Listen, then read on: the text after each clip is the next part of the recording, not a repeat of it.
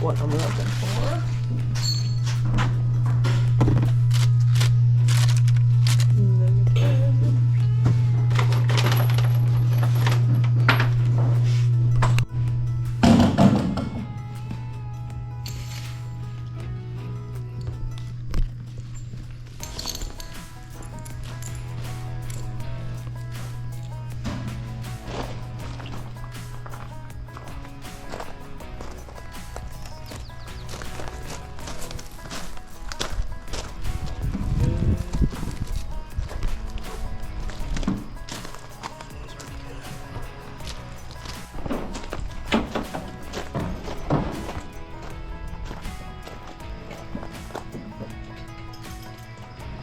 Not to be funny, I'm just at like get on there. No, you can't ask the cameraman.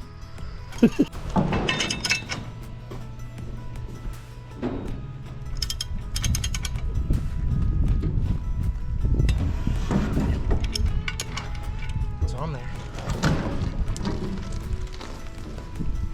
Extra of the like rebuild it 3 times over and it's like, you know, there's nothing else. Yeah. Someday. Gonna have to shoot it.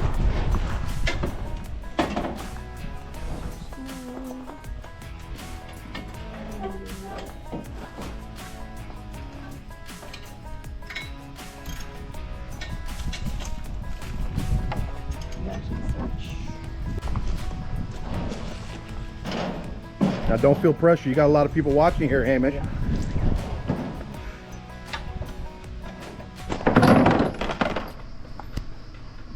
This is really giving myself a pep talk and to say I'm a big kid, I can figure it out. It ain't lined up. Need Jackson and a rubber mallet. Don't even tell me that it's the tiniest fraction too far.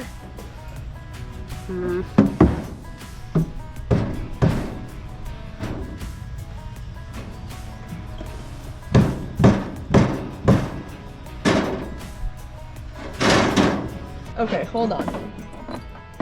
Oh, well, hold on. Whatever We this have two one. that...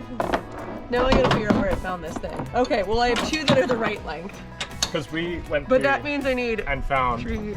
we have all 3 right ones over there. Yeah, okay. Okay, well so here's one that gonna, should be the right like, length. Great. I This already one have should- that. Well, frankly, I don't.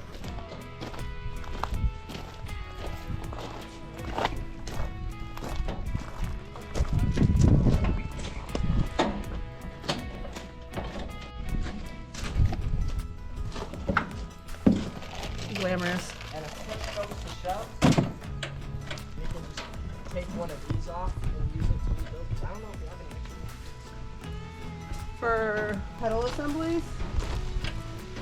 Is that the question? Well, we could probably check at East Creek and see. They're still there. Yep.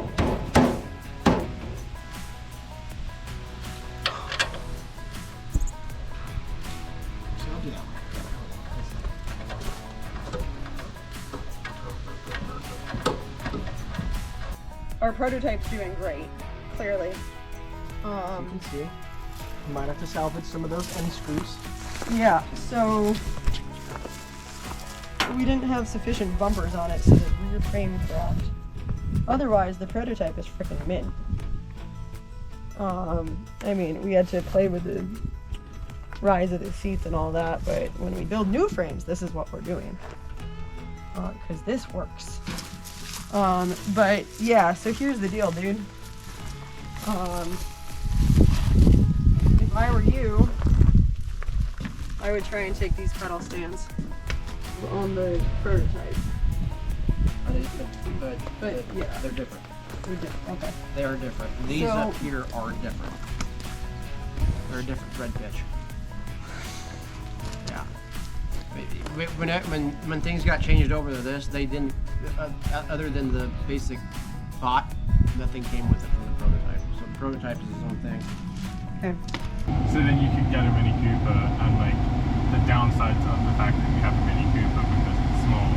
It'd be that I'd be spending a little bit more money that I really don't need to spend because the Jeep is perfectly serviceable. Oh man, the parking though. And then it's a little cheaper on the ferry. You and fit also, everywhere. Like, I really miss driving stick. There you like, go. So, you know. Hamish, what are we doing today? Today we're doing many things. We are going to look at the bridge and see what's up with that. Adam and I are mainly working on getting our RailCycles fixed. So we're going to be going down to East Creek and basically stripping a bunch of parts out of some of the broken RailCycles and using that to repair ones that we have up at the shop. So, Why are we doing this? because it's important to have extra RailCycles just in case anything happens, and also to be able to increase capacity on tools, which, you Okay, know, that's a very good. professional answer. What is your position with the railroad? I am the summer intern. My main duties are other tasks as assigned, so that ranges from answering to emails, making sure that Bethan is properly caffeinated, and doing the odd spot of manual labor. Okay, so Hamish is also my cultural advisor, so he's teaching me new phrases. So low key, we've been on the struggle bus with staffing. I think we were a little too aggressive with our schedule, and it's been hard to sort of like make sure we got good people in the places we need. So we've made some staffing changes, which always stinks, and then sometimes as the manager, when you're not happy with how stuff is going, like all you can do is step in and clean it up yourself. We're fixing cycles so that we've got backup cycles and everything's done in a nice way. We've gotten a lot of stuff tightened up. We got a good crew there now. And I think that we're a little overly optimistic. Like, RailCycle trains are selling and all that, but we don't have a super big population to draw from. Employment-wise, we haven't been able to clone Kelvin yet. So, you know, end of the day, managers are doing a lot of sort of triage and backstopping right now. What else I missed, Kelvin? After we take a look at RailCycle, where we head to after that? Well, so we need to do another like just big bridge update for the tubes. Of course. But we've made a lot of progress, even though progress doesn't really feel like it, but we've made a lot of progress on the bridge situation. So they started pushing a road in today to get to the bottom of the trestle. So I'm just gonna zip up there quick and see how they're doing, see how that's going. That's awesome. Look at that! Hot damn. Well, this is the most exciting thing I've seen all day. Look at that. Alright. Now this is...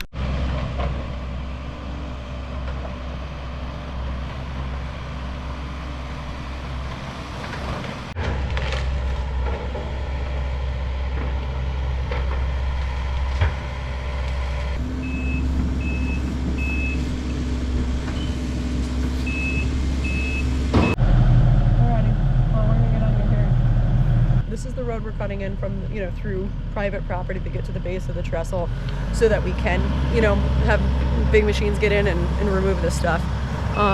We chose here because A, it used to be an old logging road, so we're not taking out any of the big trees. You know, this is the small stuff we're removing, and then we are going to replant this as soon as we're done. So, you know, we're hoping that when we do a rebuild, we'll be able to rebuild from the top, you know, rather than coming up in a road again.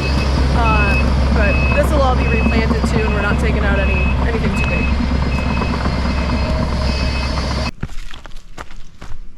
This is that fire break they built. Oh yeah.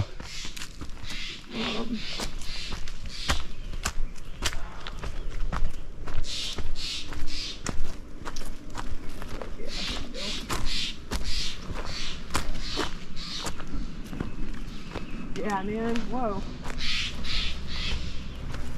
You can see how much more green that is because that entire hillside was just charred. Yep. Yeah, you were here. Yeah. You got footage of that. This was all charred. So I mean, not really what we want to do, but fire is good for the forest.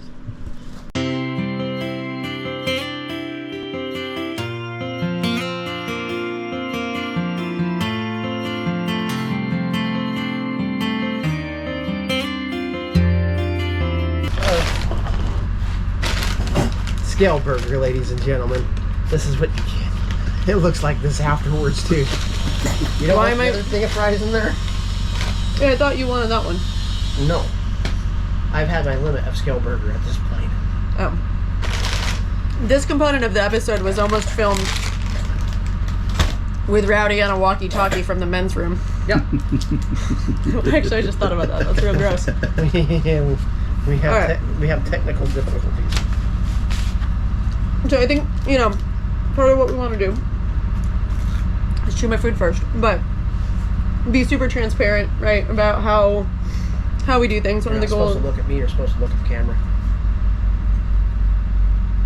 One of the goals of the YouTube was to just sort of, you know, we weren't sure if this was gonna succeed, so we wanted to just sort of pull back the curtain on how we do things, what goes well, what's not going well, all of that.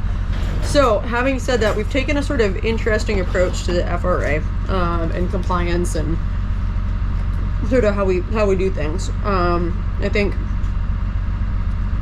there's a lot happening at the federal level right now. Would you like to talk about that? Well, I mean, you can keep going. No, I think you should talk about what's happening at the federal level. That's going to come better from you than me. Oh, why is it going to come better from me than you? Because people make assumptions about how you vote.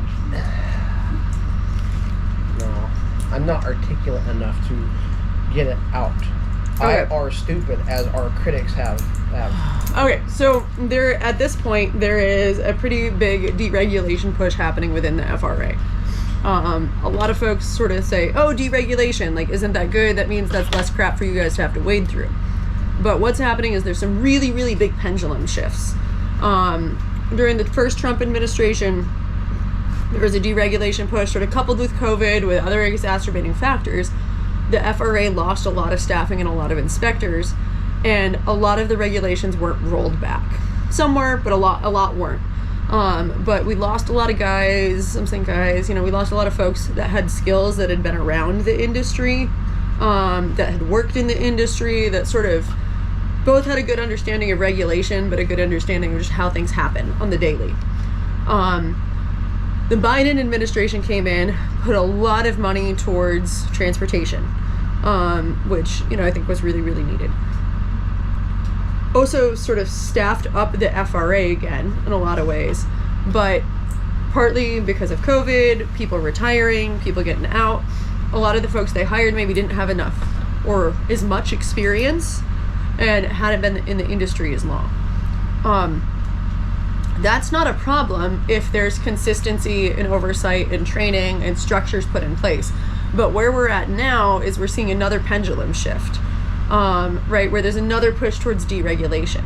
So, to be clear, this is not a criticism of the FRA. It's saying that I believe the FRA, Federal Railroad Administration, has been dealt a really tough hand right now, because they've lost a lot of institutional knowledge. There's another deregulation rollback that's sort of being pushed through in an accelerated time frame. And that makes it hard to do your job, right? Like when you don't know necessarily what regulations are applying, when there's sort of been this a little bit of the redistricting. I mean, do you want to jump in here? Do you want to just let me ramble? Well, I'm waiting for you to circle around to the point. Okay, so we heard a lot about that at the American Short Line Railroad Association conference in Denver in April. Beginning of April. You know, and it's an ongoing conversation we've had with a lot of folks in the industry, but in particular in our little niche world of this industry. We fall in a constant gray area of regulation as a tourist railroad. Regulation in a lot of ways is a lot clearer if you're a short line, because you know what applies. Like, technically we report to the folks in San Francisco. We don't report to the local folks. Sacramento. Sacramento. Oh God. California. you know, because we're carrying passengers, you know, those folks aren't really up here. You know, the UTC is involved when it sort of involves crossings. It's not very clear, and even within the FRA, hasn't been a whole lot of clarity as to who we report to. Now, recently, we lost a really, really, really good steam inspector in the Pacific Northwest. And I say good because he knew the regulation, he cared about the regulation, he had a huge amount of experience with boilers, you know, and pressure vessels. And, you know, like he sort of knew the players, and he was a guy that you could call up the phone and have a conversation with. So to be clear, we are a better industry for regulation, right?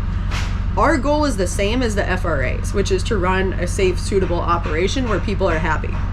You know, the FRA's goal isn't to make life difficult, to come down on anyone.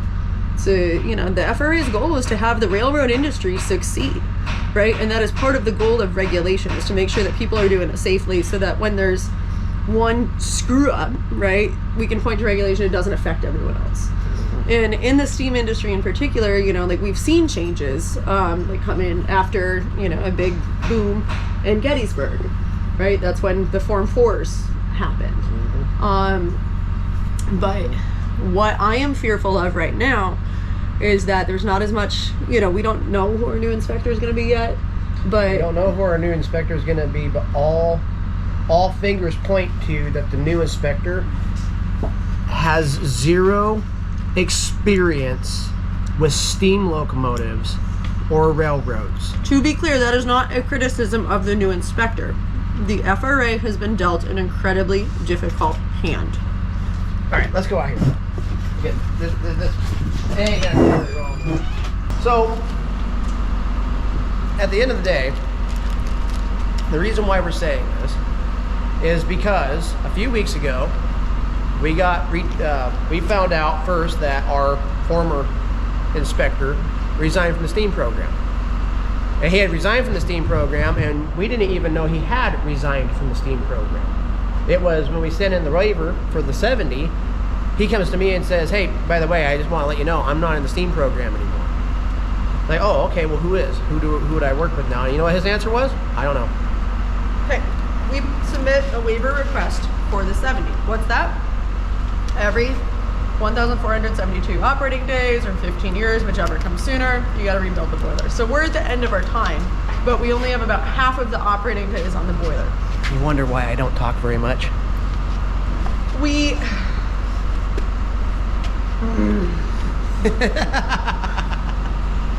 FRA has no obligation to grant a waiver, but we have asked the FRA for a waiver to get 60 some more operating days on the 70 to get us through the rest of the calendar year. Gives us a little bit more time to rebuild the 5, and also extra time to do like tweaking and fine tuning, and you know, in our opinion, it's an extra additional safety factor, especially considering the FRA was here to witness the annual also in April, right? So they've certified that the engine be good, not certified. They have taken no issue, or however you want to say it, engine be good for a year. They believe that that engine is good for years, as long as we're following all the regular maintenance programs, etc. You get nervous on the camera? Ah, I can tell. You get any of that? Closed captioning is gonna really be getting some overtime for that one.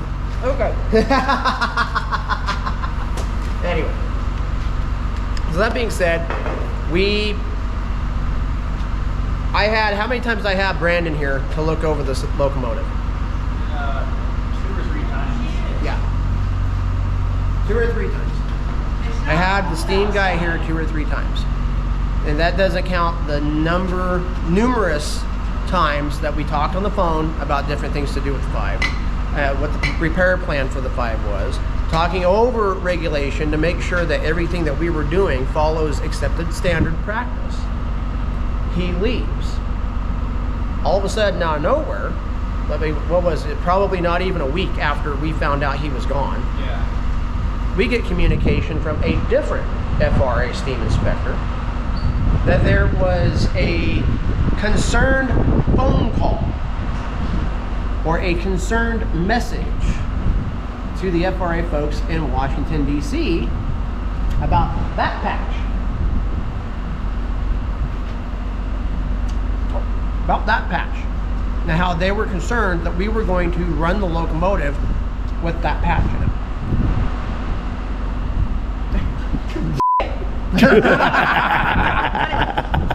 Anyway, so yeah, I've been sitting in the truck for a while. So, what did we do? We sat back and we said, hey, you're more than welcome to come up here, and if you're concerned, come on out. By the way, anyway, so he comes up and I hold him hostage here for, now mind you, someone was concerned. Someone raised concern to the FRA about a locomotive whose rebuild plan we have been over with several times with the FRA. he literally held this poor dude captive Not where I'm in going the with boiler of Where the I'm going engine. at, where I'm going with this is going, "Look this at poor this!" guy Anyway, got told to drive all the way up here from Soda Springs, Idaho, to look at something which had been cleared by the FRA twice.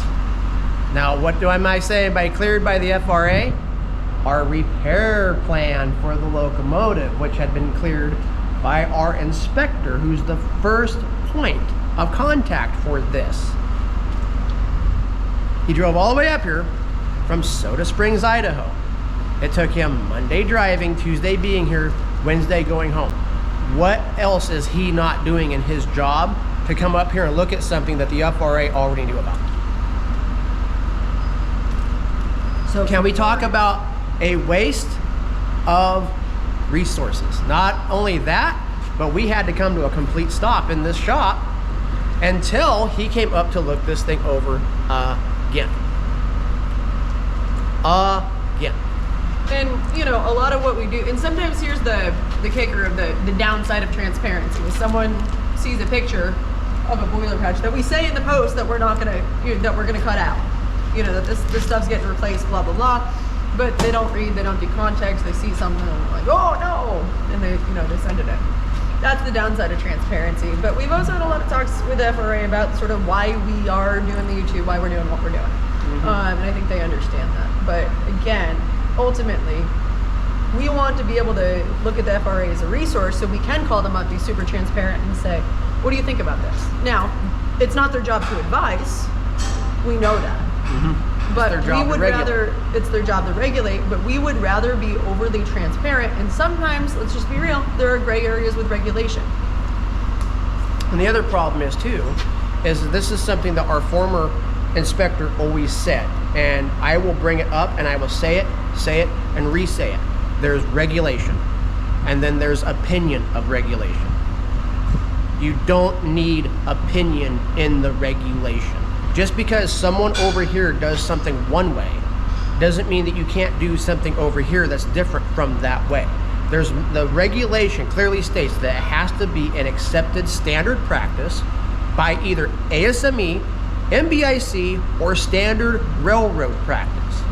Now guess what? There are some standard railroad practices out there from the 1950s that I look at and I get scared and go, that should probably just go away. But because it's a standard railroad practice, it meets regulation. Now we do everything with this thing based off of ASME and MBIC. Those are the two books that we juggle back and forth when we're looking at this thing and what we're gonna do for our repair plans and how we're going to repair it. But in the case of other locomotives in this area, they suffer from, oh, well, this railroad didn't have this standard practice of just sling some weld at it, or do this, or do that, or there's state code, whatever. There's regulation, and then there's opinion of regulation. Well, and then there's a lot of folk in this industry that think that because they do something this way, everybody else needs to do it that way. I think sometimes we're a victim of our own interest in the industry, right? And that we tend to put the past on a pedestal sometimes. So if this is how something was done in the 20s or the 30s when this thing was running regularly, we think, oh, that's the best practice. Or you get really, really purists in preservation who say, I'm going to rebuild it to factory mint condition or something like that. Our goal is to have an engine that can go out and work 400 trains a year, with regular maintenance, but without an issue. right? And that we are safe, we're suitable, that we're also not causing issues for anyone else in the industry too. Because all it takes is one really bad incident for, you know, folks to come in and say, oh God, we need to regulate this more, we need to do, you know, and sort of change the scheme for everyone. And, you know, there's no good playbook for responding to big disasters either. No. All it took was Gettysburg, and we got Part 230 and the Form 4s and all that other kind of stuff. Which we're not complaining about. Which, at the end of the day, in the now 30 some odd page report that I have had to spend the last week really fine tuning to send to the FRA on this, he just wants to know what the hell's going on with the boiler. I'm telling him the whole entire novella. He's getting everything to do with the freaking locomotive, because at the end of the day, guess what? You want to come into my shop, you better be prepared to get buried in fact and logic. So, at the end of the day, I don't even know where I was going with that. Well, so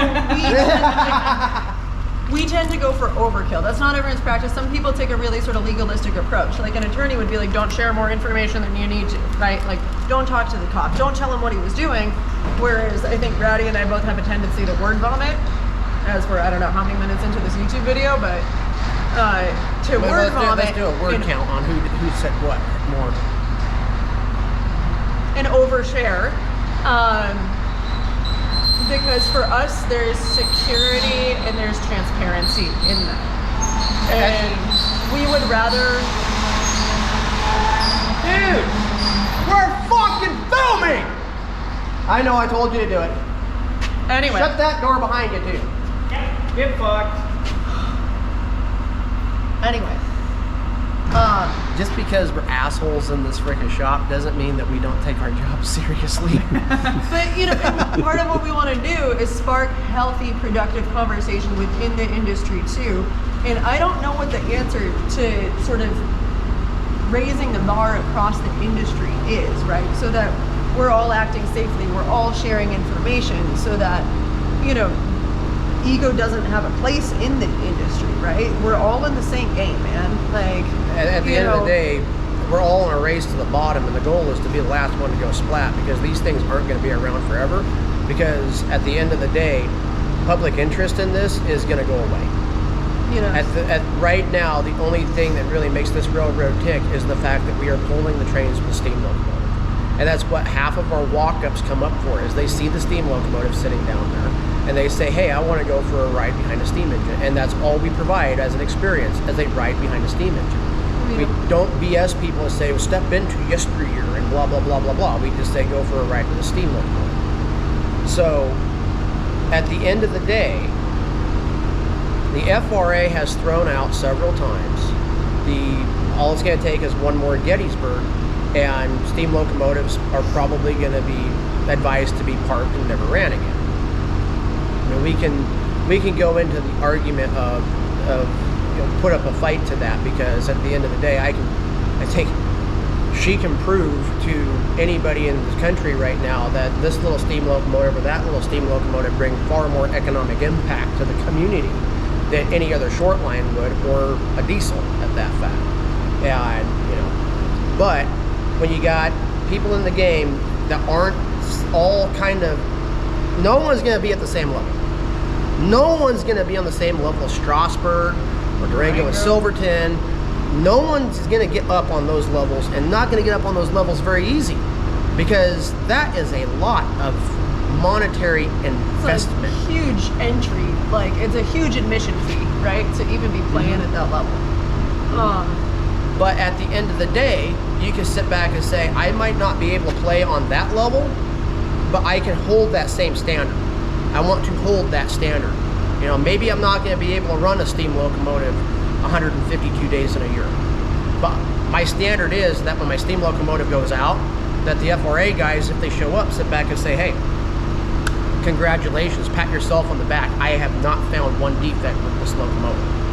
And that the engine is clean, that the engine is mechanically sound, and that the boiler's sound, and everything's being done to a higher standard practice, other than, well, I'm just going to run this locomotive for 15 years, pound it into the ground, and then sit back and go, oh, I can't afford to rebuild my steam locomotive. You know, and our goal is an inspector walks in the shop, and aside from Rowdy holding the poor guy captive and with steam locomotive and with x-rays and paperwork and, you know, the whole show there, that, you know, you want to see the operational steam locomotive. It's Adam, who just turned 23. Yay, happy birthday. You know, it's Nate, who's 18, you know, showing him what's up, because, you know, we want these guys to be comfortable that A, the FRA is our friend, right? We share the same goal. We go about it differently, we share the same goal. B, that these guys are capable, right? They don't need a manager hanging over them to run this thing safely, right? That they're comfortable talking to inspectors, asking questions, and that, you know, like we're not gatekeeping there. So, you know, the FRA is our friend. You know, we want people to be trained, to be comfortable, to be able to have a dialogue, you know, within the industry, with regulators, with, you know, industry associations, to say, hey, you know, like, rising tide, like, how do we, you know, how are we lifting all the ships here? Like, what do we need to do? And I think that, you know, coming at the FRA sort of is an enemy rather than a friend hurts us all, because we got to realize that they have their own challenges, right? We have our own challenges, they have none. The more mutual understanding we have of that situation, the better off we're all going to be. And you have to understand, steam locomotives and heritage railways are in this point with the FRA, where the FRA considers it collateral responsibility. Okay, Brandon, who was our steam inspector, or Don, who was the guy that showed up, or Greg Udoff, who's down in the south, all these steam inspectors, their job is not to just look at steam locomotives. Steam locomotives are what are considered collateral responsibility. So they're out doing their MP&E stuff with class 1s, short lines, and looking over locomotives and freight cars, make sure everybody's doing all their in compliance there. But then out of nowhere, we call up and say, hey, we need you to come and do an annual on our locomotive. Now, Don's going to have to travel halfway across the country to come up and witness us doing hydrant. Yeah. Brandon's got to come all the way from Montana. With the regions being gone, and it kind of just being an open house, you know, they got to pull from all over the country to make sure that we are in compliance. And what we want to do is, when they travel all that distance, they walk through the door and say, I don't have to go home and sleep with one eye open worrying about what I saw out there. I'm going to go home and I'm going to put my head down at night knowing that steam engine is probably not going to be the one that blows up. And, you know, we're not perfect by no means, but the more we can learn from other people in the industry, the more other people in the industry can learn from us, the better off we all are, right? The longer we keep these things going, the longer we create economic impact for our local towns, we do the historic preservation. You know, my concern is we continue to operate in this gray space, and as an industry, we need to be advocating for a lot less gray space here.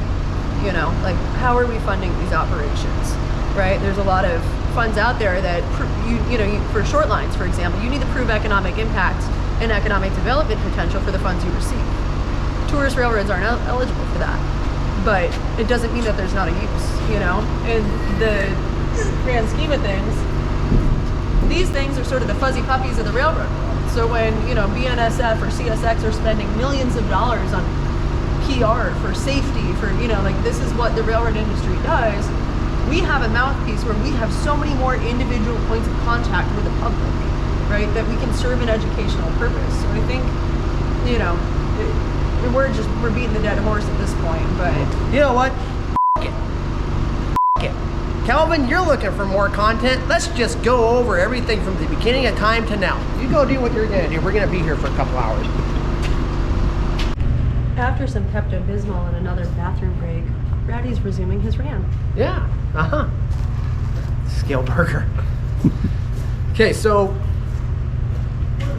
when we opened the railroad back up, the 70 was in okay shape, running gear wise and all that, and we had to, through, as you've seen in other YouTube videos, we did quite a bit of work to it to make it to where it's a good, dependable every weekend locomotive. We knew in 2023 that the 70 was going to go out in a few months, and you know, we just thought, well, we'll fix this thing and run it, and then maybe we'll do the 5 after that. Then we got to look at all the problems with this thing and said, well, it's probably not going to wind up panning out. And so Bethan was pregnant, Bethan was hungry, Bethan needed food, otherwise she was going to kill somebody. And so we went and had breakfast, and over breakfast she asked what was wrong with the 5. And I just sat back and answered as honestly as I could and said, I really don't know.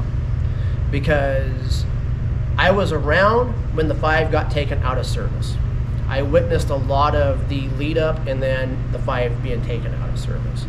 I witnessed the changing of the guard here at Mount Rainier Scenic Railroad when Jack Anderson was asked to leave and when other people took over. By other people, it's not Brian Wise, it's not Stotty Pappas, that's not any of them. They come later in the story.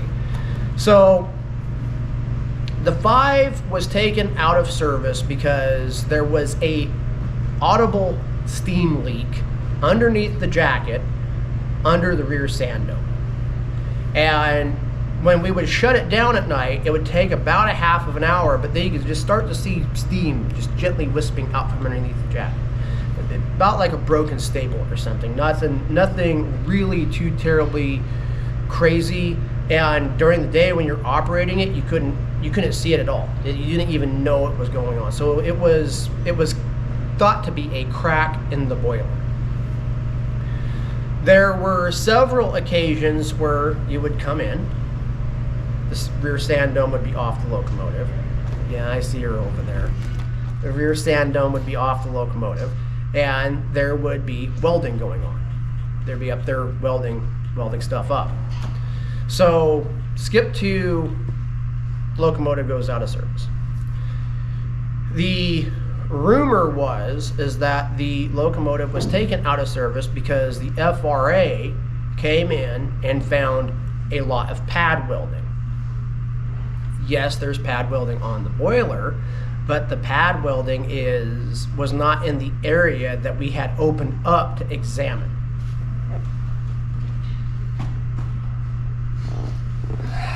You can't ever get anything done around here. I haven't seen it this in rail bikes. Well, those are your baby. You'd better get down there and get to it.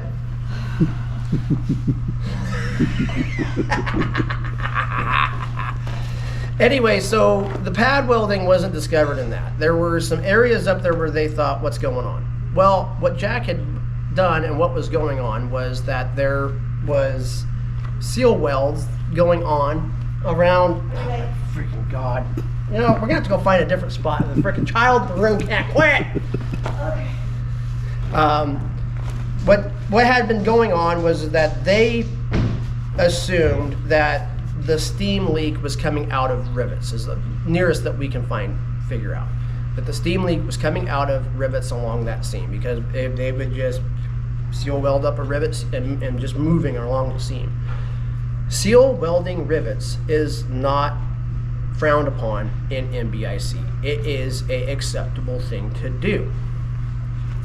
However, Jack exits. New guys come in.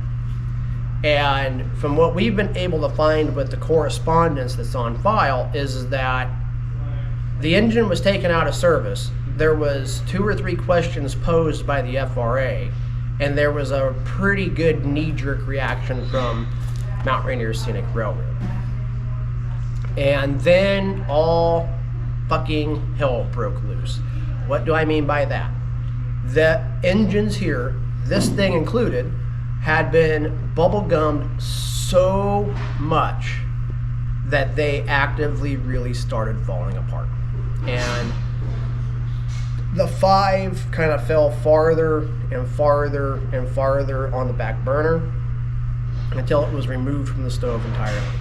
Because to sit back and look at the 5 and the condition that it was in when we pulled it out of storage, it was a daunting concept because we knew the engine was just flat, worn out. Every single bit of life that was left in it was taken out. I mean, there was a spring on it, a leaf spring, which was being held together by duct tape.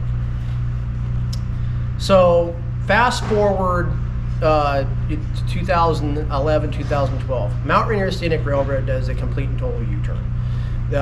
Stotty Pappas comes in, Brian Wise come in, and those 2 individuals really kind of sat back and said, we have to have a standard.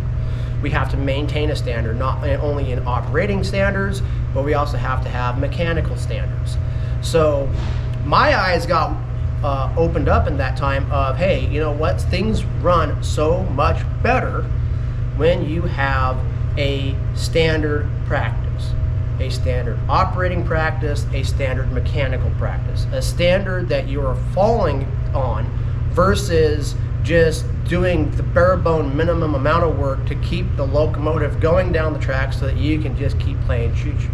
Because I'll tell you, those days were really rough, because you would literally go out with a locomotive, and either when you came back in at the end of the day, that locomotive was broken, or the locomotive that you were working on all day to take that locomotive's place was broken as well.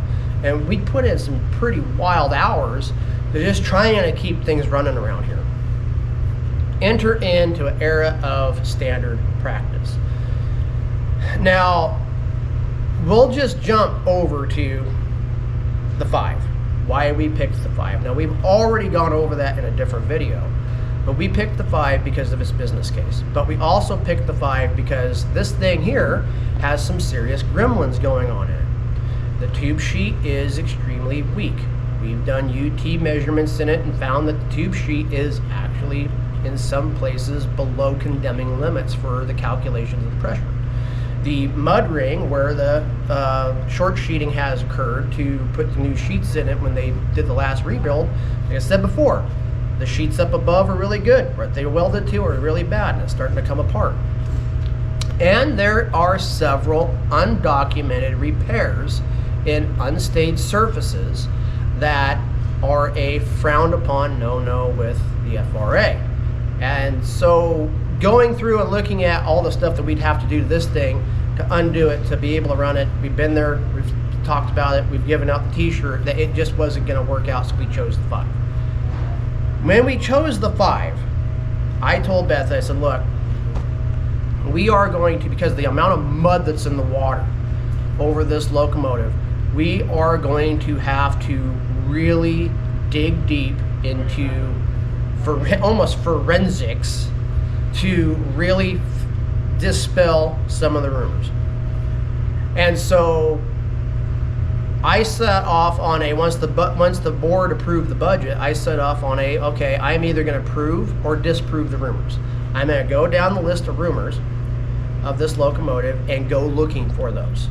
And I'll either find them and say, okay, yep, this is legit, or I won't find them and say, okay, this isn't legit. And thankfully, our fan club decided to get on Facebook and in comments give me all kinds of stuff to go after. The first thing we did is we got the tubes out of it and got the tube sheets all cleaned up and all the tube ends out, and really went around the inside of the barrel. Now, there is pad welding on one barrel course. There is the known sealed rivets. There was also the rumor of a crack in the wrapper sheet.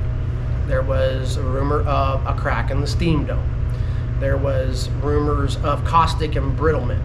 There was rumors of the carbon content of the boiler was so high that it was considered glass, because once carbon content in steel gets to a certain point, it gets really fragile and it's brittle and it breaks easy. So we sat back and said, okay, well let's figure out how to look for all that. So we ourselves did a bunch of testing, NDT testing, non-destructive testing with dye pin and that kind of stuff, looking for the crack in the wrapper sheet, looking for the cracks in the steam dome, looking for cracks in tube sheets, looking for bad rivet. I mean, you name it, we went looking for it. In-house, we could not find anything. So we said, okay, before we really sit back and say, this stuff really doesn't exist, what the F happened, we called in a company called Mistras. Now, what Mistras does is they are a leader in the area as far as non-destructive testing. And they primarily focus on pressure vessels and boilers.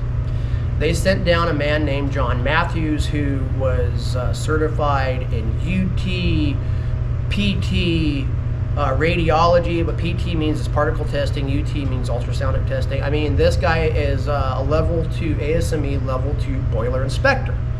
This is his job, is to inspect boilers. The 5's boiler is an old boiler, but he did know ASME code, and before he came, he studied the 1952 boiler code to make sure that he was versed in the ASME code and what was set for.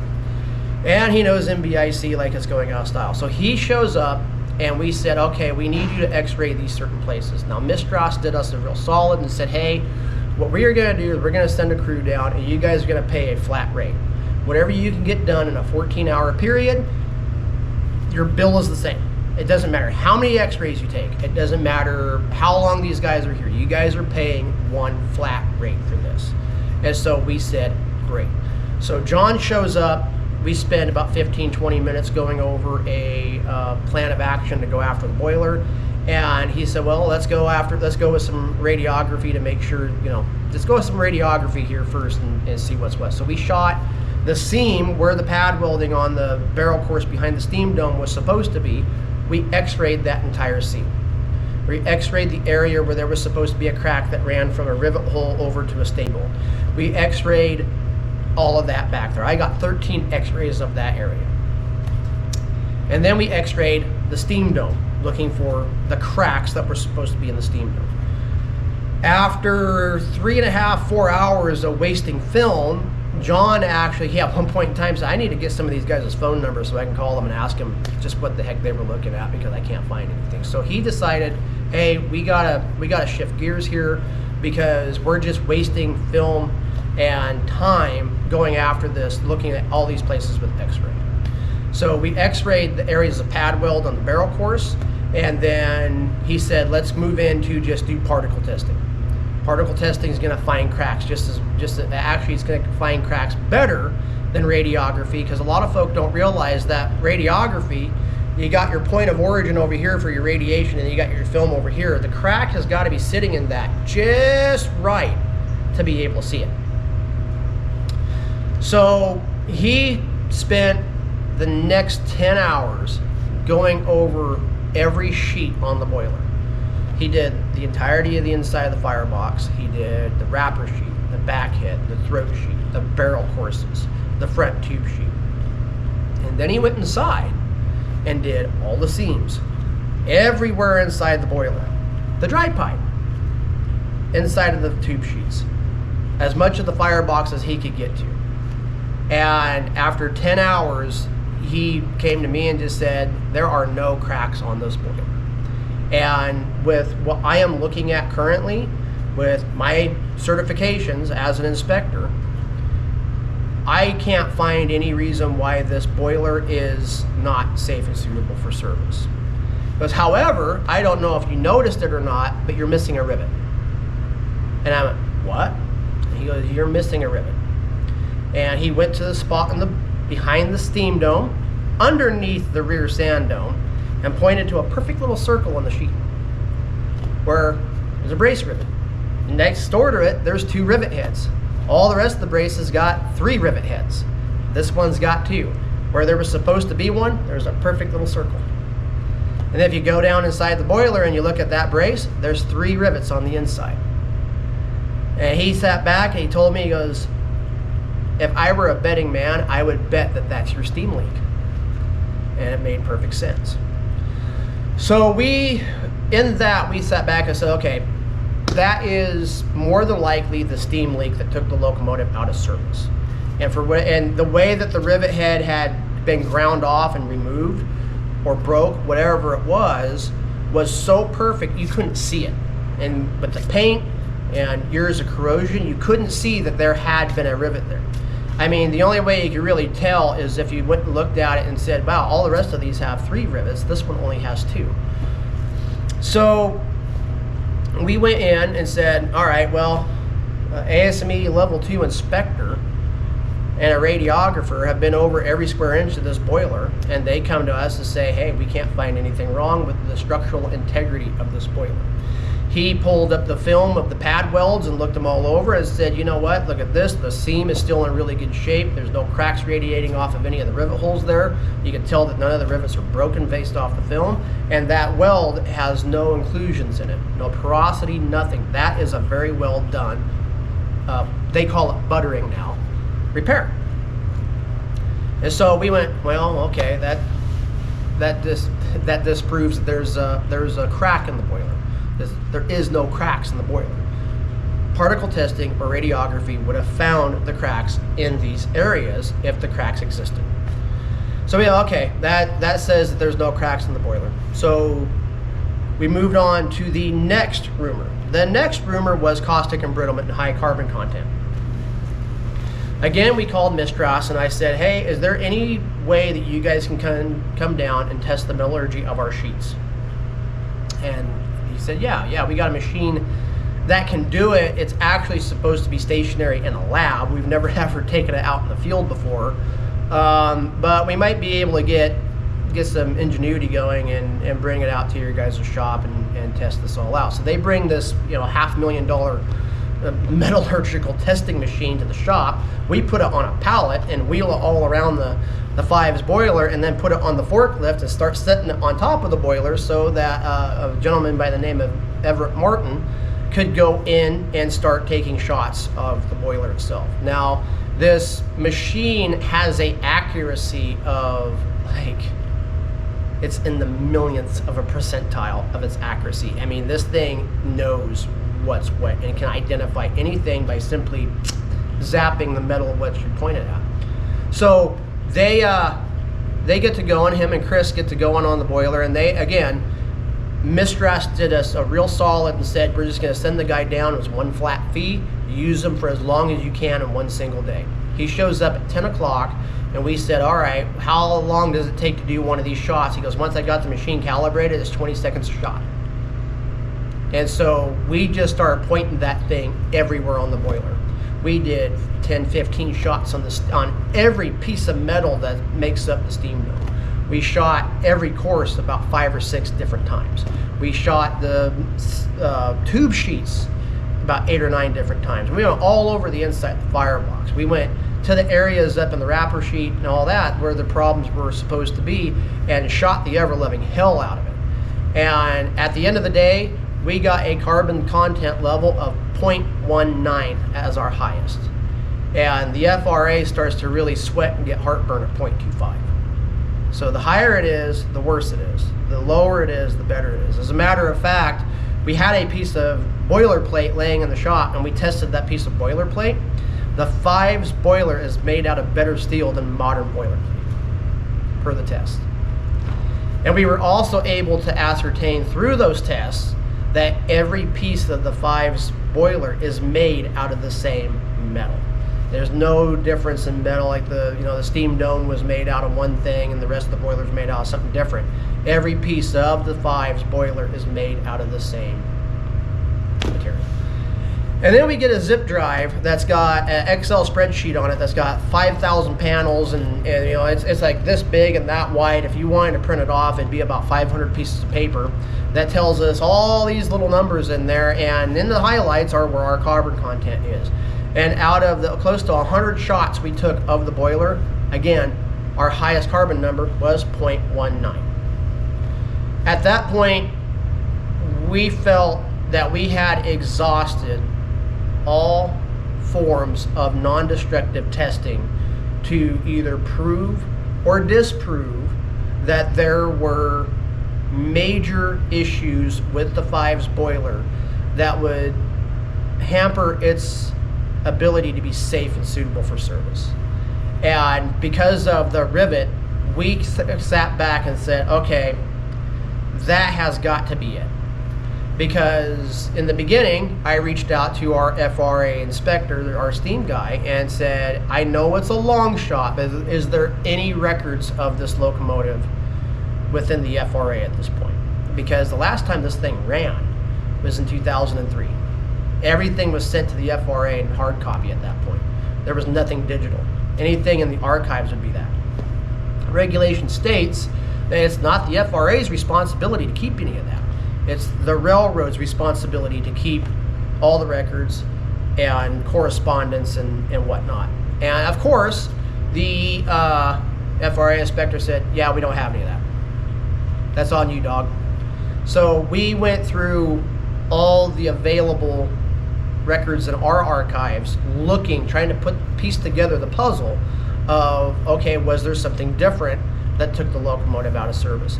And what we found is that Part 230 and the Form 4s and the change in that regulation at the beginning of the 2000s basically made it to where I don't even think that there was folks in the FRA that really knew what they were regulating at that point. Everybody was still kind of getting their feet on the ground. The practice that had been here of, if there's some life left in a part, not trying to crap on Jack, had really started to come back to bite the railroad in the butt at that point, i.e. the 5, because it was the one that was used the most.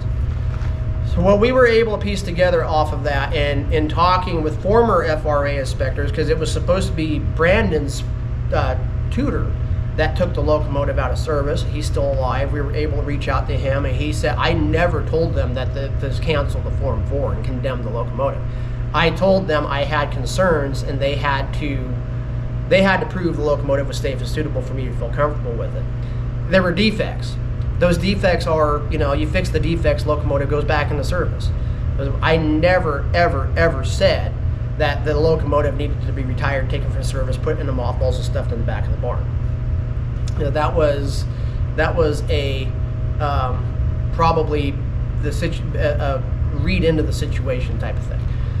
So we move forward, and I call up our steam guy and say, hey, I'm sorry if I'm bugging you all the time, but I can't find anything wrong with this thing. I think I'm going to move into gridding it and make sure that we're safe and suitable there, and that she has a safety factor of 5. And because we had been in such close communication with each other, he was just like, yeah, man, you've done more of that boiler than anybody else I've ever seen do to a boiler to prove or disprove rumors. So go ahead, grid that son of a bitch, get her going. So we grid it off, and as we're doing the gridding, as we're taking, there was a ring on the front of the barrel course that was for the steam jacket. As we took that off, that's when we discovered the patch that had been done in 1998.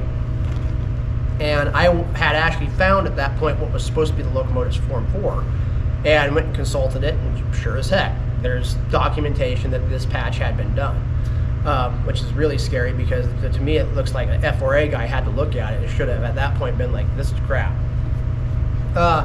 So we said, all right, well that patch has got to go. The bottom of the tube sheet, the front tube sheet's got to go at the very least, because you can see that where the tube sheet had been flexing in and out, because it's not secured to the bottom of the barrel in any way, shape, or form. And we went over and made this great big, a friend of ours, Charlie Cross, came up and was in the area on vacation. I just, hey man, I need some pointers. He swung by for an hour, 2 hours, and said, hey, yep, this is what I would do. I ran him over the whole entire thing. He's like, hey, yep, that sounds good.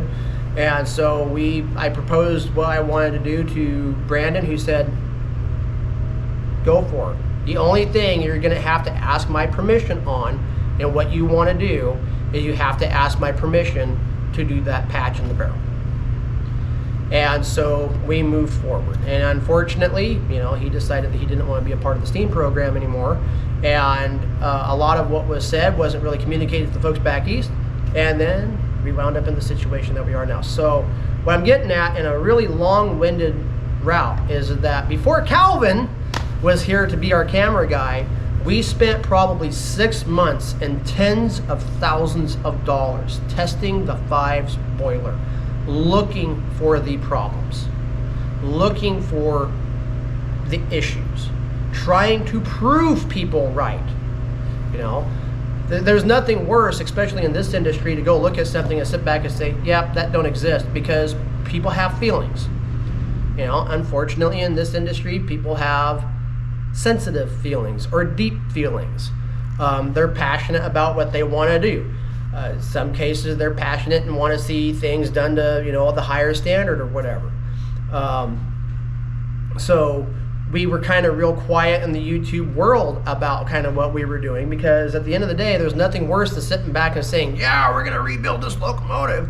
And then 6 months later going, yeah, we got to replace 3/8 of the boiler, or we got to replace most of the boiler, or we got to do something that we're just not capable of doing in house. And now we have to put a brand new boiler on it, which would have been way outside of our budget if we would have had to do that. So based off of industry colleagues that have come up and looked the boiler over, based off of our now gone steam inspector who had boiler experience, we have been operating under the 5s boiler with the repairs in which we are going to do is going to be safe and suitable for service. So let's go and I'll show you everything that we are going to do to the locomotive to make sure that it is safe and suitable for service. We're going? Yep, we're good. Action? We're good. Okay, so this is not the locomotive's original tender. The locomotive's original tender, in the 1980s when they were rebuilding the locomotive, they sent the cistern off to get sandblasted, and well, sandblasting destroyed the tender. So this thing came with a collection of Gus Peterson's stuff, and it was sitting down there with no trucks, and they said, screw it, let's use it. So this is a Vanderbilt that was built for an Alco on the Northwestern Pacific down in California.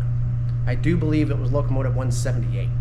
And so there is a Porter tender, the only Porter tender left in existence nearby, and we elected not to go after it. And the reason why is because this thing's got over 7,000 gallons of capacity of water, and it's got the provision, once we get the Shea tank out of it, that we can put a oil bunker in it that'll have 2,000 or 3,000 gallons of oil. So it's got capacity. The more water capacity you can have, the better. Now, yes, it sucks for going backwards, but it is what it is. So what we're gonna do with this thing is the wheels and the bearings and the trucks and the springs they're toasted. This thing's got, probably close to 1 million miles on it. So the laterals in condemning limits, the friggin' treads are in condemning limits, the flanges are in condemning limits, the friggin' bearings are worn out, the springs are shot, because these are trucks off of one of the flat cars over at it used to be over at the lake, one of the old log cars. So they were worn out when they probably went on this thing's tender. So we're gonna jack the tender up. We're gonna take the trucks out from underneath of it. I got wheel sets sitting down there that came out of one of the Canadian cars that we ended up scrapping. And so we'll be able to put those wheels and axles in these, freshen up the bearings, get the lateral where it's supposed to be, paint them, put new springs in them, put them back underneath the tender, and then the running gear's fine. We're gonna go in, we're gonna clean out the tender, needle gun the inside of it. There's a swimming pool paint, there's a Pexier type stuff that we're going to paint the entire inside of the tender in, so that we don't end up having to really worry about any kind of corrosion going on in there. And then we're going to sand the entire thing down. Because of the grant we got with the locomotive, we have to put this thing back to what it would have looked like Mount Rainier Scenic Railroad. So we got a Washington State Historical Society grant. It's a 2/3 match grant from that organization that's going to help pay for certain things on the locomotive. Now, where people are going to kind of go, Department of Interior standards, blah, blah, blah, blah, blah, is that they're going to think that we have to restore the locomotive back to what it would have been from the factory or Port of Grace Harbor, where it's the most famous for. No, we wrote the grant to preserve Mount Rainier Scenic Railroad number 5. Because in the annals of history, the locomotive has spent more time in tourist service than it ever did in revenue service, either at the Carleton Coast or at the Port of Grace Harbor. So we are preserving it, and the part of history that is most known for, which is being here with the Vanderbilt tender, with the red roof, with the white walled tires. I am not painting the freaking barrel green. So this thing kind of has to stay with the locomotive because of that. So we've gone through, we've taken measurements and found as close to a match as we possibly can for that lettering. The headlight's going to get put back on it, and then we're just going to sand the entire thing down and paint it black. Maybe put the logo right there, I don't know. But that's our plan with the tender. And the tender, as far as it's concerned, other than the trucks, needs the least amount of work on the engine. So this is the locomotive's Form 4. Now, the last time this locomotive was rebuilt was in 1998. The regulations for this Form 4 didn't come around until 2000. That's when they were imposed. They were voted on and put into effect that it was coming in, I do believe, late 1998, early 1999. So everything that had been done to this locomotive before had been done before the new regulation had come around. the pad welding, all of that had been done before the regulation had come around. So this document, you look at in the back here, where it's certified, you gotta certify these things, is certified on 525 by Jack Anderson, 2002, 419, 2002, by the owner of the locomotive. The reason why the locomotive was rebuilt in 1998, or came online in 1998, and this is different, is because the locomotive got an extension, basically a waiver, to keep running after the rule came around, so that they did not have to rebuild the engine after rebuilding the engine 3 years ago. So they got a waiver to keep running it, and basically they had to take those numbers into account in the engine's Form 5, and instead of having the 15 years or 1,472 operating days, they would have had to have rebuilt the locomotive, I think, in like 6 or 7 years or something like that. So they got a waiver to keep running the locomotive into the era of Part 230. And this document, every steam locomotive running in the United States has to have this document. This document is, it is information of everything to do with the locomotive. How big the firebox area is, the heating surfaces. You know, these are the most important areas right here. Whereas these minimum thicknesses that guarantee that the locomotive has that safety factor of 4 and is safe and suitable for service. Now, this right here, description of alteration, record of alteration, and all that. Anytime you do a repair to this locomotive, it has to be documented.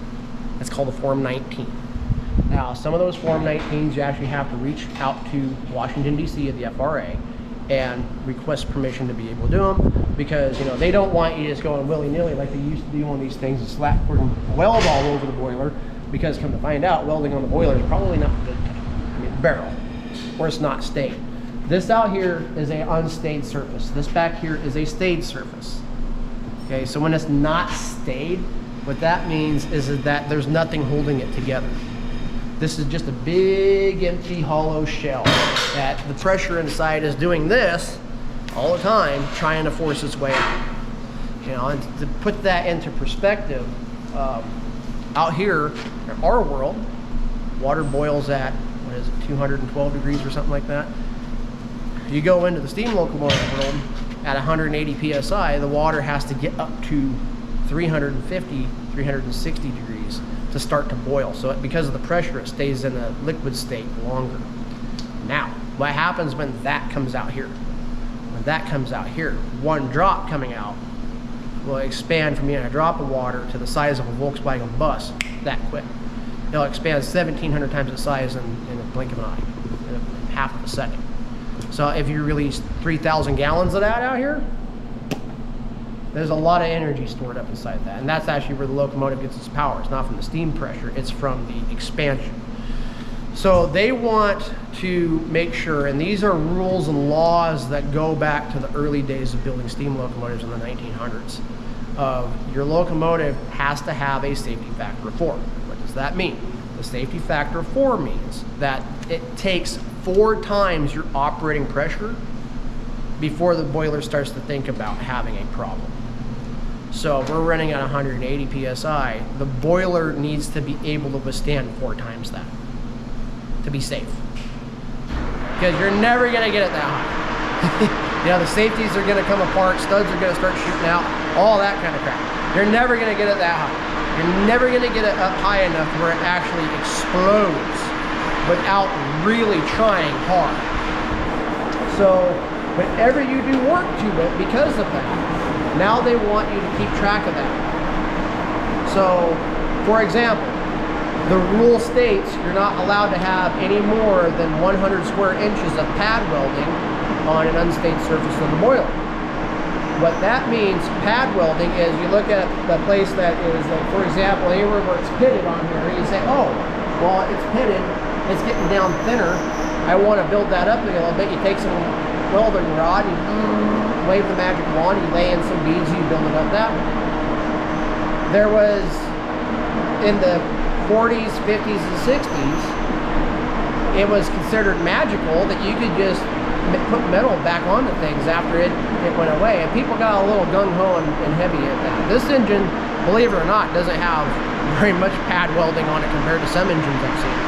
I've seen pictures of engines that the whole bottom of their barrel is nothing but weld. You know, that's kind of scary. So to do that now, like say if I were to pad weld anywhere on this boiler, I would have to put on this document, pad weld, location, how many square inches, so that I could continue to take away from that 100 square inches if I needed to. Or in the case of like what we're doing with the firebox, I'm gonna have to go in and say firebox repair and, you know, see attached or whatever. The Form 19 is actually a whole separate page that you start stapling onto this. And every time the locomotive gets rebuilt, as long as that repair is on the boiler, that page has got to stay with it. Because it's a living document and a living record of everything that has happened to the boiler from the day it was created until now. So you see here, first course repair at smoke box. Date of alteration, 1998. This right here is that.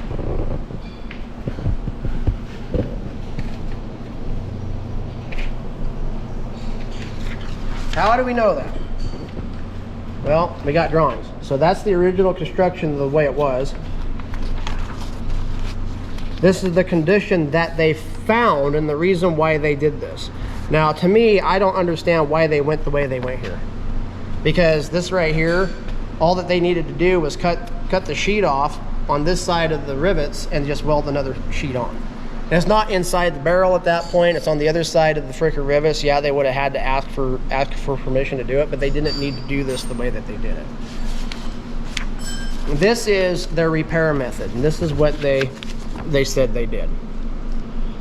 And now, had the work been done better, I'd probably sit back and say, hey, I'd try to make a case and say, hey, it's a documented repair, the locomotive was running with it before, can I just run?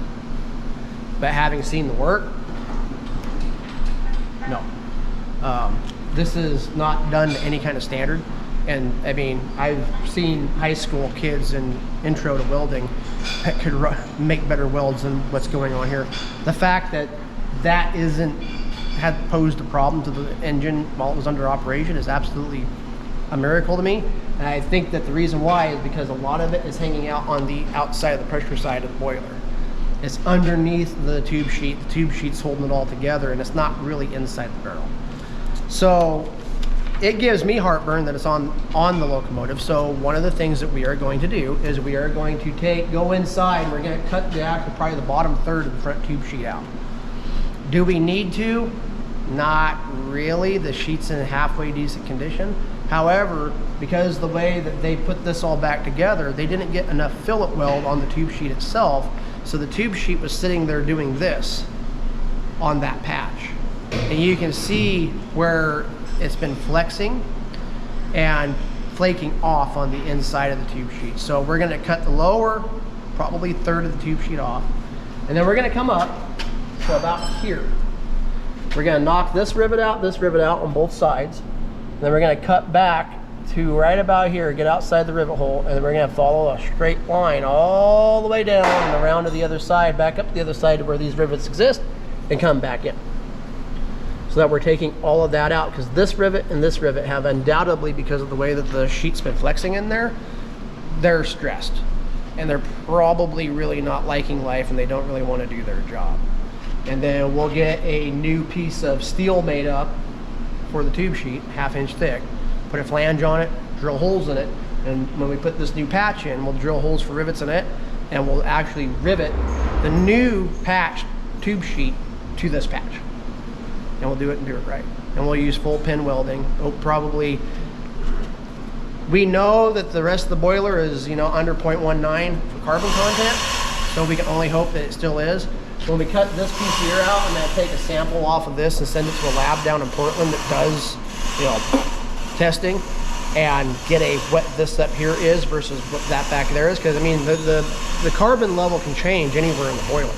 because of the way these plates were made, especially back in the day. So I want to know exactly what the carbon content is here.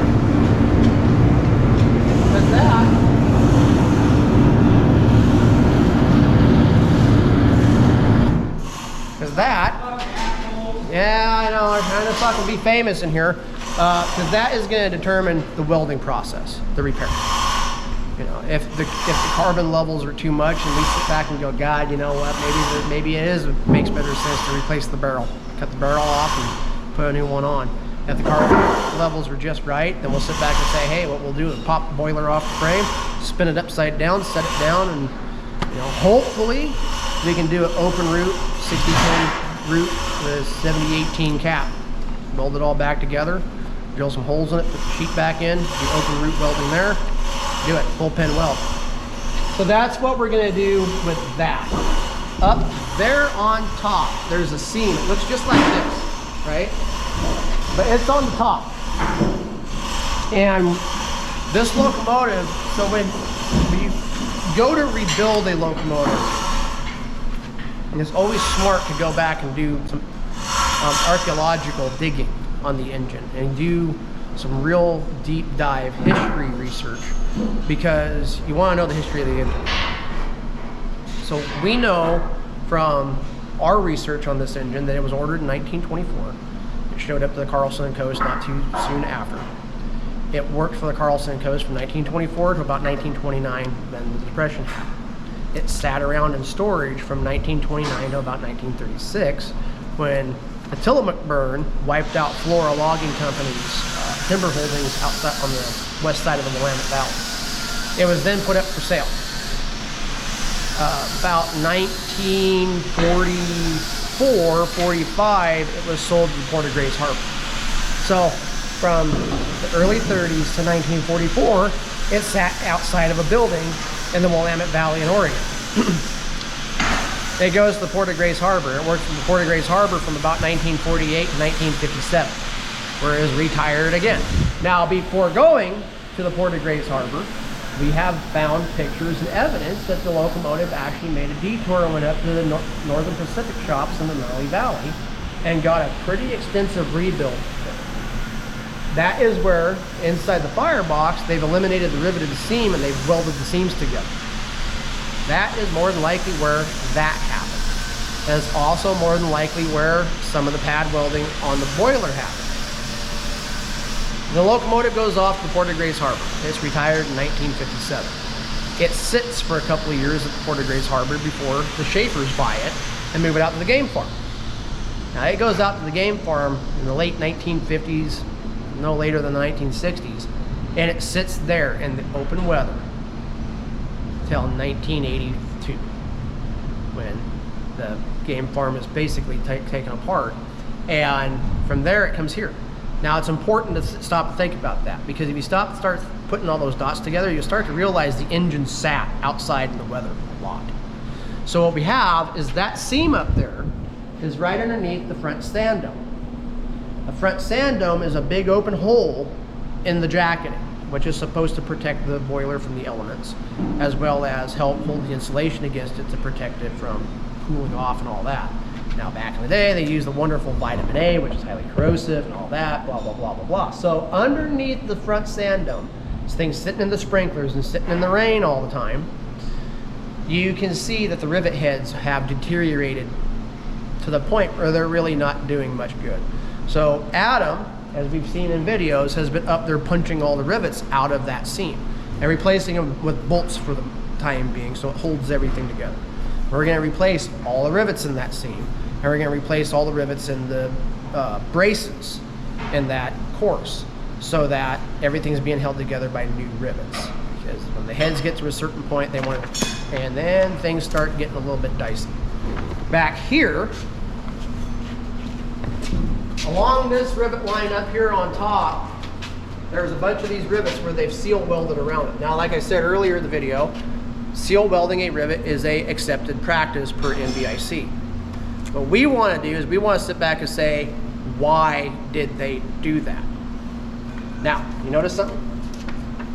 There is no support here. We got support here, and the next support for the boiler's back here. We saw on the 17 along this line that there were numerous broken flexible stables. So you gotta do a lot to get a flexible stable to break. And that there were numerous problems going on it. Now, when we took the caps off of these flexible stables, on both sides, we found broken heads. The heads have been snapped right off. What's going on there? We think that because the boiler is not being supported right here as it's going down the tracks, it's doing this. Which is not only flexing everything along this line, but it's putting stresses on these rivets. And that's why they were chasing those up there. Thinking that the rivet, which is over here, that was the steam leak, was probably the problem. But they were probably starting to see, whoa, maybe there's some bad stuff going on that rivet seam. So we're gonna do what the 70 has. It has a big furnace bearer right here, the front of the boiler sits on.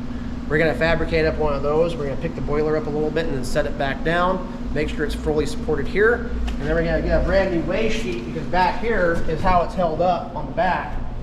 Basically by a big piece of 7/16 steel that allows the boiler to expand and contract as it heats up and cools down. So you gotta be able to let the back end of it move a little bit. That's bent. So the boiler is sitting down in the ass end. So we're gonna jack it up, put a new one on, and then we're removing all those rivets up there that are seal welded and punching new ones in, because if they're seal welded, well, was it legit, or were they chasing a ghost, or was there something going on there and those rivets have been stressed? So we're replacing a good third of the rivets in that seam. As we've said in the other video, we're replacing everything in the firebox from here down. Did we have to do that? No. All of those numbers on those pieces of steel are well and above our condemning number, as well as the condemning number in this form core. We're doing that so that it's got good fresh steel, because we noticed that there was a lot of pitting going on at the sheets at these rivets inside that firebox. And so we wanted to get rid of that condition. There was a lot of pad welding at all the corners and pieces of the sheet there. So we wanted to get rid of all that condition. We wanted it all out. So we're gonna go in and we're gonna replace it with good fresh boilerplate from here down, so that the next time we go to do this 1472 inspection, we know we don't have to worry about that. But everything else around it is in like shape. It's good. We don't have to worry about it whatsoever. We might end up having to put a tube sheet in it, because tube sheets get tired. They wear out. We're probably gonna have to put one in. Do we have to put one in it now? No. So that's the reason why we're doing this, and this is per what we are required to do. I mean, that's overkill. That's way overkill. We didn't need to cut the entire bottom of the firebox out. We didn't have to. The regulation states it has to have a safety factor of 4. It has a safety factor of 4. Even with a great big deep pit, at the bottom of that pit is where your number is. As long as you can say that that number is above your condemning number, it's safe. You know, it looks like shit, but it's safe. We didn't have to do it, but we're doing it to make sure that the locomotive is not only safe and suitable for service, but we don't have to do it the next go around. And it's the same thing we said with the flexible stables. Did we have to replace every single one of them on the boiler? No, we didn't. We came up with a good 40 to 50% needed to be replaced, had to be replaced. But at the end of it, we sat back and said, you know what? They look like crap, they're shit. F it, we're just gonna put all brand new ones on it. So we cut them all out, put all the sleeves off, we got all the brand replacement sleeves over there. There's stock on the way to make new ones. And do all brand new flexible stables on it. So that basically concludes what we're doing to the boiler. We've tested it, we've done so much to it that at this point, in the last 100 years, I don't think anybody knows as much about this boiler as we do, on both the inside and the outside, what its chemistry is and all of it. Most of the studs on it, you know, were stainless steel. That's a no-go, so we took all the stainless steel studs out of it. We just decided, well, you know what, at the end of the day, we're probably gonna put all brand new studs on the boiler as well. And that's why all the studs are out of it from basically this point forward, because that's where they quit screwing around on that. Back here, again, up there, there's 6 rivets that have seal welding going on around them, right there in the middle by the boiler tag. Is that legal? Yeah. You can seal weld a rivet, it's fine. per NBIC. It's fine. You can have it. Are we going to keep that? Well, hell no. We're going to grind those out. We're going to bust them out, and then we're going to, because those are holding the braces to the back head. We're going to take them out one at a time, thread the hole, thread the brace, and we're going to put patch bolts in there. Hold it all together, beat it over, boom, fixed.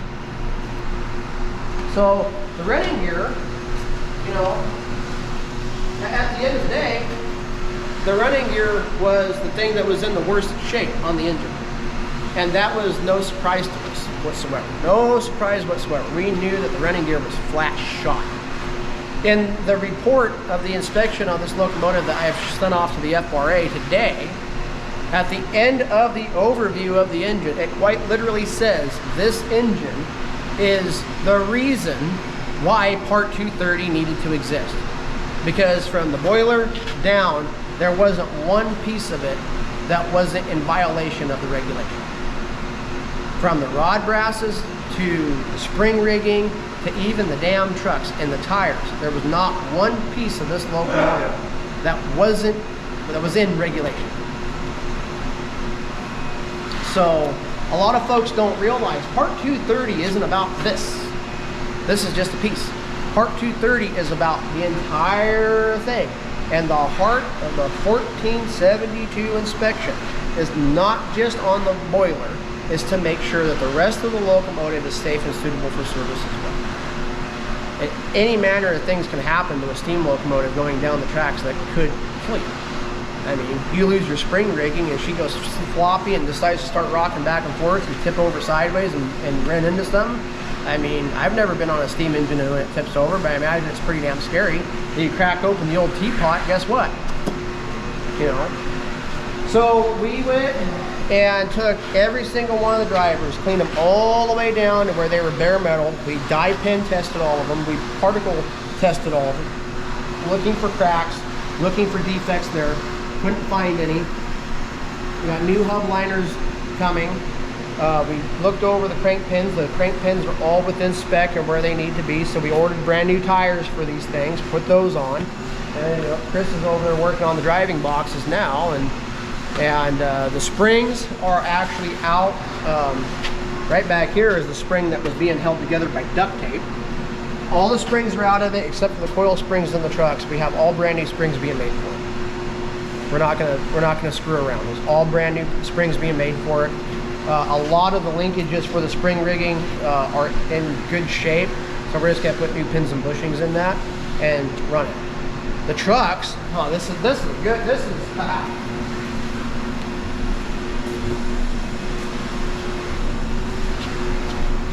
right here. There is supposed to be a big bushing that this runs through. There's no bushing there. This is a roller. Jack modified the trucks on this thing to have rollers so that when it would go around the corner, the trucks would roll side to side. And I don't know why he did that, because the idea, I guess, is to help it go around a sharper curve or something. Well, what that does is it doesn't grab the bissel post, and so the locomotive's not being guided into the curves by the trucks anymore, because the trucks roll over so damn far before they even do anything. They're basically non-effective. We take this thing through curves just the way it is right now. You watch that truck swing over 6-7 inches, and it doesn't do anything whatsoever. The frame doesn't pull at all. So we gotta take the trucks out of it and put those big bushings back in there, so that instead of the swing links doing this and following each other and doing nothing, they do this, which is what they're supposed to do. And they're supposed to guide the locomotive into the curves that way. So it's another one of them. I don't know what they were thinking in the 90s and late 80s, early 90s, where they kept trying to do better. Oh, well, we're going to do this. We're going to modify that. And at the end of the steam game, especially in the 1920s, you're at the height of steam technology. 150 years into the game, they had it figured out. Why people want to change stuff, I have no idea. But they did. And it doesn't work. It's documented that it doesn't work. So we're going to have to drop the trucks out from underneath of it, rebuild them, go completely through them, put new springs in them and everything, put them back in, and that's that. The only thing we haven't had to work on is this. Right before the engine was taken out of service, Jack went through, line bored both the valves and the pistons and cylinders, and put all brand new rings on everything. So the only thing we haven't had to touch is this. More than likely what we will do is pull the valves out, pull the pistons out, especially when we go to, you know, get the steam delivery lines put back on and do the old open the throttle and blow everything out, make sure all the rats that were living in the dry pipe are out and all that other kind of stuff. Put new rings on everything and slide them back in and put it all back together. That's more than likely all we're gonna end up doing. We got bronze coming to make new slippers for the crosses, because these are flat, worn out. These are actually cast, and they've gotten to a point where they need to be redone. And you know, if you've seen in the other videos that we've made, that we did Babbitt bearings on the 70 the last go around. The amount of service that our locomotives see, that's not enough. So we got to go back to what they would have done in the good old days and make bronze and brass parts so that we get a little bit more longevity out of them. Otherwise, like in the case of the 70, I mean, it doesn't matter how much we oil them, because of we're pulling tonnage with the engine all the time, and we're getting ready to go up a hill over here that's 3% steep. We're gonna wear that Babbitt out really, really fast. So we've elected to just get rid of the old parts, make all brand new parts out of better modern materials that still do the exact same thing and give us a little bit more longevity out of it. The valve gear that is supposed to be here, which is not, all the pins and bushings on that were shot too. As a matter of fact, half of them were nylotron. Because people that don't know what nylotron is, that's plastic. It's supposed to be like a wearing plastic. It's supposed to take the place of like brass and that kind of thing. It don't work. There's certain things nylotron will work for on a steam locomotive, but for the most part, it don't work. There's a bearing right over there somewhere. There's right there on the steps. Those are line shaft bearings for the Heisler. Yeah, they made it like a couple miles of smoked them. So we're gonna do all brand new pins and bushings for the valve gear, and then hopefully, because Walsharts is very forgiving in some ways, we won't really have to time it, because it was firing off really square when they last ran it. Luckily, I got to be on the engine when it last ran. So there's a lot of this that I can dig into the memory bank and kind of be like, okay, I remember this, I remember that. Yeah, I might have been really young and not be able to kind of put things together back then, but I can remember. So, for the most part, brand new stem to stern. I mean, we're not farting around here. It's our livelihood. This thing is gonna go out and make us money. That thing's our livelihood. You know, I learned a lot of how to work on a steam engine off of helping rebuild that one with Jerry Pittenger. And Jerry Pittenger would always say, you don't use pop cans for shims. So everything's gonna be brand new, right down to the plumbing. So you know, when people sit back and get concerned about what we're doing, at this point, you know, the only thing I can say is that the people that are concerned are the people that don't know what we're doing. Because at the end of the day, it's not between me and the rest of the world when I'm doing this locomotive. It's between me and the FRA. And I was very, very, very, very open with the FRA inspector about what I was doing with the locomotive. To the point where he started calling me OK Rowdy because it was overkill, everything. Well, I don't really think you need to do that, but you know, if you want to, you can. I'm not telling you how to live your life. You know, he thought that cutting out most of the firebox was overkill. Well, I didn't need that. Your numbers are okay. But yeah, but I don't want to risk it. So that's that. It's all brand new. All of it. Everything. Probably going to be the only locomotive in the United States that rolls out of the shop in as good a shape as it did when it was built in 1924.